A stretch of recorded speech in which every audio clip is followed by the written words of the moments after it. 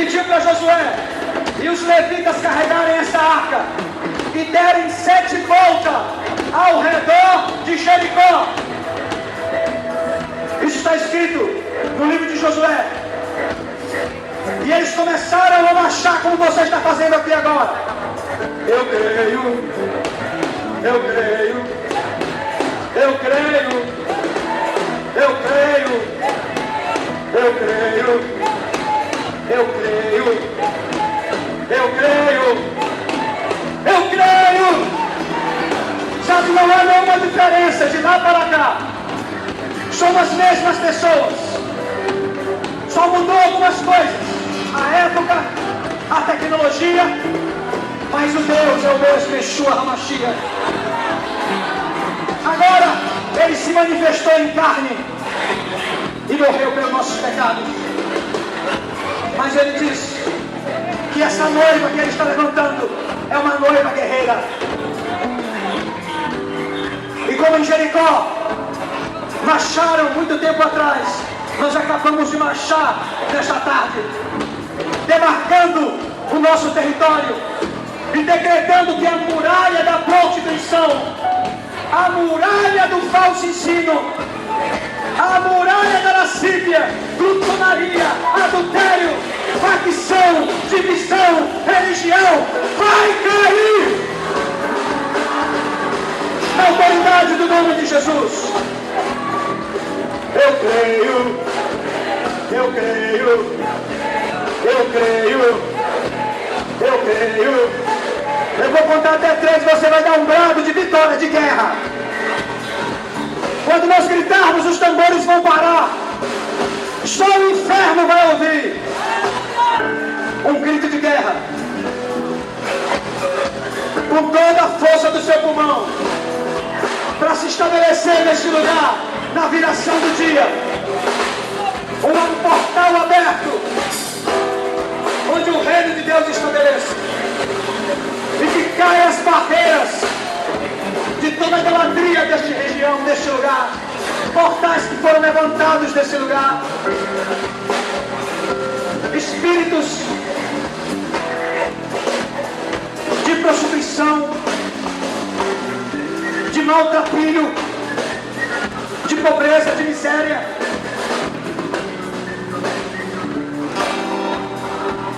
Quantos querem? 1, 2, 3.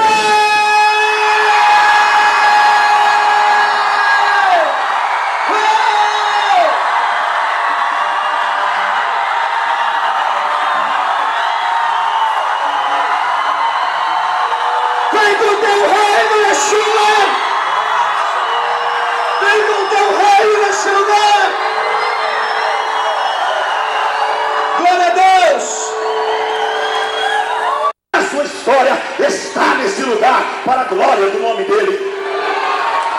Alguns momentos, a visita de Deus na sua vida será através de um amigo que Ele vai enviar até você, através de alguém, através de um pastor, de um líder, alguém, porque Deus tem uma predisposição de chegar até nós disfarçado e nos dizer: abra a porta, eu cheguei. E quando abrimos as portas, temos a oportunidade de experimentar algo novo na presença do Todo-Poderoso. Vamos aplaudir o nome de Jesus. O segundo sintoma da desesperança, a gente começa a sentir medo de gente. Diz a Bíblia que os discípulos estavam dentro de uma casa com as portas trancadas porque tinham medo dos judeus. Algumas fobias psicológicas são produzidas por causa das decepções que experimentamos no passado. Alguns, quem sabe, que me ouvem aqui nesta noite, foram pessoas que não foram amadas pelos seus pais e não foram tratados dignamente com seus parentes, pelos seus parentes. Algumas pessoas que se decepcionaram com pessoas e agora têm medo de gente. tem medo de construir uma nova amizade, quem tem medo de construir um novo amor, tem medo de igreja, tem medo de líder, tem medo de pastor, tem medo de gente. Eu quero dizer a você aqui nessa noite, eu não sei se você tem medo de pessoas, mas se você tem medo de pessoas, então você tem medo do maior projeto de Deus nessa terra, porque Deus diz, a Bíblia convoca a Trindade e diz: façamos o homem a nossa imagem e semelhança. Não há nada mais belo, mais fascinante do que o homem e do que a mulher. Não há nada mais maravilhoso criado por Deus do que as pessoas. Por mais que elas falhem, por mais que elas errem, Deus continua amando a cada uma delas, porque nós somos a primazia da criação das mãos do Todo-Poderoso. Aleluia. Pare de ter medo de gente, pare de ter medo de pessoas. Tente um novo relacionamento, tente uma nova amizade. Não é porque te traíram, te enganaram, te feriram, te machucaram, que as pessoas que você vai encontrar agora farão as mesmas coisas. Não é assim. Se te feriram no passado, Deus tem no presente preparado alguém para derramar bálsamo sobre o seu coração, no nome de Jesus. Nós temos a tendência de, quando a esperança se desvanece, começar a ter medo de pessoas. Tem gente que tem medo de abraçar gente. Tem gente que, quando na igreja diz vamos dar um abraço, ele não consegue abraçar pessoas. Talvez no começo da formação de valores, segundo a psicologia, até os 6 anos, 50% dos nossos valores são estabelecidos. Fomos criados em lares que os pais não foram afetuosos, não foram carinhosos, não ouvimos elogios, não ouvimos palavras nenhuma da parte deles. E então o nosso coração e mente se secaram na expectativa de encontrar alguém que verdadeiramente tem amor por nós. Mas nesta noite eu quero dizer, bem do seu lado tem alguém que só precisa de um abraço, só precisa de ouvir uma palavra que é importante. Nesta noite eu não quero só profetizar sobre a sua vida o nascimento de novos relacionamentos. Eu quero dizer a você que aqui mesmo, neste lugar, podemos celebrar Jesus dando um abraço nas pessoas que estão ao nosso redor, em nome de Jesus. Você pode fazer isso agora para a glória de Deus.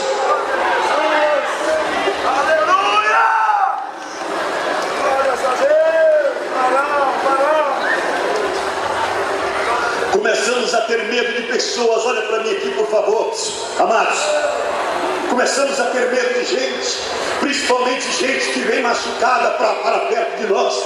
No capítulo 1 do Evangelho de Marcos, Jesus está no local, diz a Bíblia, aproximou-se dele um leproso. A Bíblia diz que o leproso se aproximou e disse a ele: Senhor, se o Senhor quer, se o Senhor desejar, o Senhor pode me curar. E Jesus disse: eu quero. E diz a Bíblia que então, diz o texto, Jesus estendeu a mão e o tocou e disse-lhe: seja curado. A palavra de Deus declara, instantaneamente ele foi curado.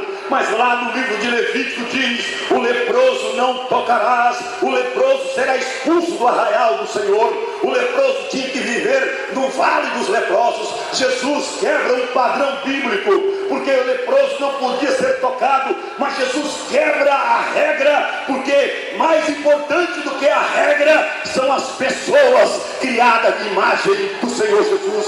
A Bíblia diz que Jesus toca nele. Quando Jesus toca nele, Jesus está dizendo, na maioria das vezes, a cura que buscamos não é a cura para o tecido epitelial, não é para a pele. Nós precisamos é numa cura na alma, é num abraço de alguém, é num sentir importante. Quando alguém toca em gente, nós nos lembramos que somos gente, somos pessoas, somos importantes. Aqui nessa noite eu quero dizer a você que eu não sei a vida que você tem vivido, mas alguém do seu lado pode num toque te lembrar que você é especial, é criação do Senhor, é menina dos olhos de Deus, e Deus não te criou para decorar o mundo. Você é sonho do coração do Senhor. Tem gente que chega doente, a gente se afasta, mas a Bíblia diz que Jesus encontrou um doente e tocou nele. Tem gente que não precisa de oração, tem gente que precisa de abraço. Tem gente que não está precisando de conselho não, meu irmão. Tem gente que está precisando de alguém que ouça a voz dele. Tem gente que não está precisando que você expulse o demônio da vida dele, está precisando é que você caminhe com ele na caminhada do Evangelho. Tem gente que precisa de gente, pessoas que precisam de pessoas. A Bíblia diz que os discípulos estavam com medo de gente, medo de judeus. Nesta noite eu te digo, não tenha medo de gente. Gente é criação do Todo-Poderoso.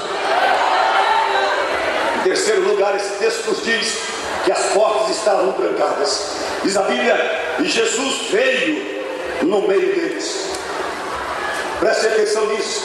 Nós temos uma tendência natural de dizer que o louvor atrai a presença de Deus, e é verdade, Deus habita no meio dos louvores. Mas eu quero te dizer, os nossos medos, as nossas fobias, as nossas dores, as nossas dificuldades, a nossa prostração, o nosso sofrimento, as nossas lágrimas também atrai a presença de Jesus.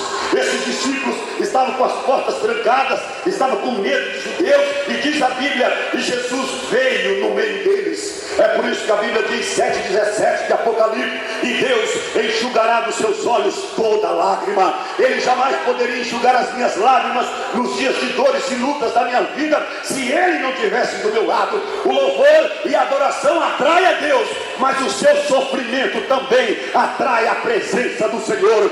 Capítulo 11 do Evangelho de João, diz a Bíblia que Jesus vai para Betânia. Marta e Maria diz, vem para cá, o meu irmão está doente. Quando Jesus chega lá, diz a Bíblia que ele já estava morto. Marta e Maria vêm até Jesus, se prostra aos pés de Jesus, diz, Senhor, se o Senhor estivesse aqui, o meu irmão não teria morrido. E Jesus disse, aonde ele está? E ele, vem e vê, Senhor. Diz o texto, e Jesus se comoveu naquele instante e se inquietou do espírito. No versículo 35 diz, Jesus chorou. No versículo 36, os judeus diz, vede quanto ele o amava. Sabe o que eu quero dizer a você? Desde criança eu aprendi e ensinaram que Deus, quando a gente erra, Ele castiga a gente. Quando a gente falha, Ele vira as costas para a gente. Quando nós tropeçamos na caminhada da vida, Ele então diz, vai para lá porque você é pecador. Me ensinaram isso, e isso se fixou na minha mente e no meu coração. Mas um dia eu li a palavra do meu Deus, e eu vi Ele tocando em leproso, tocando em prostituta, tocando em criança, mexendo com pecadores, mexendo com pessoas ali do lado dele. E sabe o que eu entendi? O que atrai a presença de Deus, além do louvor, é o sofrimento do nosso coração, são as lágrimas dos nossos olhos, é o despedaçamento da alma. Jesus vem e aparece no meio deles.